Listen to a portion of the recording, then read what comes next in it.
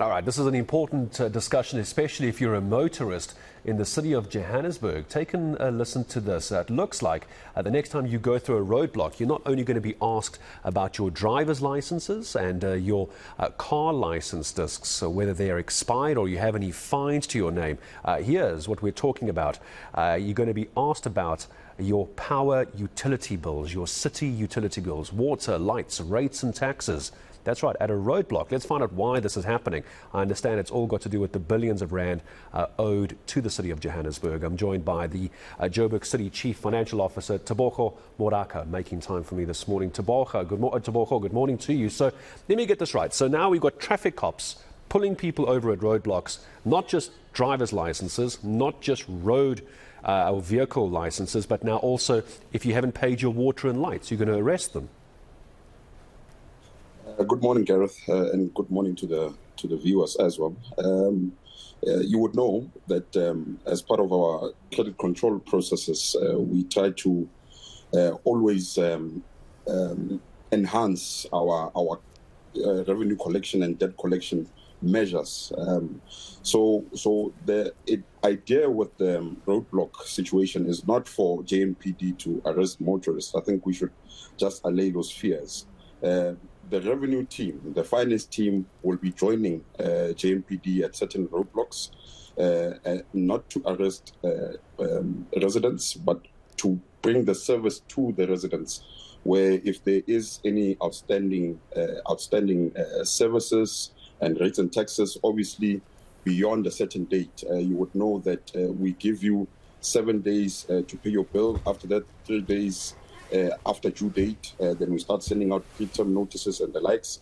So for any motorists that we have done all those processes, the revenue team would be there just to give you a statement, explain to you the situation, explain that you owe for services, and if a motorist would like to enter into an AOD at that point, they would do so with the revenue official. So traffic officers and JMPD will not be doing that work. It will be revenue officials doing that work.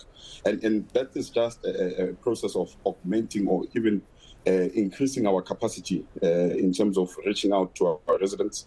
You would know that we've got various digital platforms. We've got regional offices, revenue centers that residents can go to. So this is just another contact point, really, for residents to also engage with our finance officials. If there's any issues also on the bill, they'll be able to interact with our revenue officials. So what happens if someone that is pulled over, a driver, and you have a look at their City of Johannesburg rates and taxes, their water, their lights, municipal bills, whatever that is? What do you do, Tebogo, if they can't pay? What happens if they say they can't pay the bill on the day? What happens then? Do they drive off, or you give them a payment plan? What's the solution here? So the plan is to say, look, if you can't pay, we know some of the economic hardships that our residents face. The plan is when you get to a roadblock and you can't pay, we can explain to you various options that the City of Johannesburg has, Gareth. Number one, you can enter into an acknowledgement of debt, where we enter into a payment plan going forward. And if you don't feel or you feel as if you need more explanations, our officials will be there. And if you feel like you want to come to our revenue center, that's fine. You can also go there. But we'll also be giving you your statement in your hand to say, please look at the statement you do owe. We wouldn't want a situation where we would come for level 2 and level 3 disconnections of residents' services. We are trying. What does that mean, Tebogo? What's a level 2? I'll come back to you at the point. What's a level 2, level 3 disconnection? Help me understand.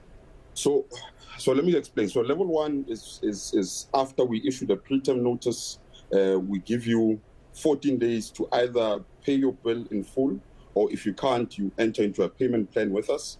And if you don't use any of those avenues, level 1 will come in, where we come in to switch off the switch box. So for electricity or water, whatever you owe. Level 2 is where we physically remove the meter. That happens if the level 1 measures don't work and you're still not entering into an AOD, acknowledgement of debt, or you are still not paying your bill. And then level 3 really is the last one, where we will remove our city infrastructure from your particular building if you're a business, or you're residential if you're a resident, and that's how it works. So we are trying to, as best as possible, Gareth, to be at the point of contact with residents, to explain to them their bill, explain to them what they owe, explain to them the process of acknowledgement of debt, and explain to them how they can better enter into agreements with the city if they cannot pay that debt in full at a certain point in time. So it's not GMP. There's an awful amount of money, Tebogo, that is owed to the city. I don't think anyone can dispute that. I'm seeing figures 100%. Upwards of 47 billion rand. I mean, it's a staggering amount of money. At this point, it almost makes no difference because it's so much money. We're talking billions, billions and billions. But there are concerns from various ward councillors as well, that you're targeting at roadblocks, but you're not going after informal settlements and focusing more on illegal connections. What's your reaction? Thank you very much for asking that question, because I was going to cover it. So one of the things that the city manager mentioned was the fact that we will be increasing the capacity of the bylaw enforcement unit within JMPD, specifically focusing on illegal connections, specifically focusing on the informal settlements, the illegal connections there, but even the illegal connections, Gareth, at formal settlements and affluent areas. What we have seen, I don't know if you saw an operation we carried out a few weeks ago, where people, even in affluent and businesses, are illegally connecting themselves even after we disconnect. It's a culture of lawlessness that we are trying to defeat, Gareth, and that's why we will be expanding the capacity of bylaw enforcement in JMPD. The unit is already there. We're trying to expand that capacity so that we can reach more areas, because this is not. It's a culture of lawlessness that we need to curb now before it becomes out of our hands. You are right. I mean, we are owed 48 billion as at the end of June 2023. At the end of June 2022, we were on 46 billion, Gareth, with 80% of that being provided as a provision for bad debts. You would understand that any organization operating under those kind of circumstances will never be sustainable. And that's why metros in general, where the largest populations are staying, are starting to feel the pressure and buckle under the pressure actually.